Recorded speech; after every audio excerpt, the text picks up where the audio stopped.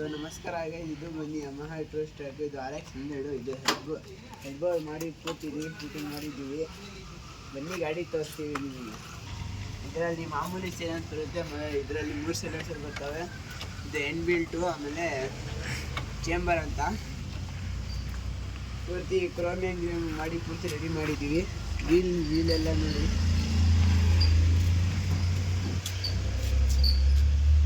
Start ಮಾಡಿ ತೋರಿಸ್ತೀವಿ, ತಡೀರಿ. ಸ್ಟಾರ್ಟ್ ಮಾಡಿ.